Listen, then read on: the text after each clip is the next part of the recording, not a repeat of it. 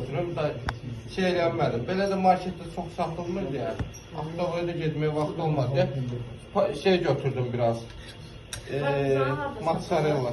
Avtovoyalarda olur. Bir də pendir dükanlarında. 28'de avtovoyalar var bir iki dənə. Oraları yaxınlaşdır. Yol asandan yuxarı qalxır sana ara yox.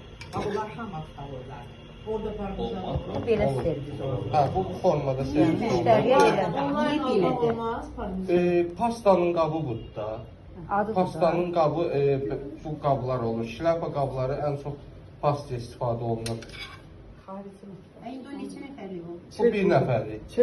Adı servis belədir. Yox. İstəsəniz çerini qızardıb vura bilərsiniz. Çev də qızarda bilərsiniz bu ilə, elə də verə bilərsiniz.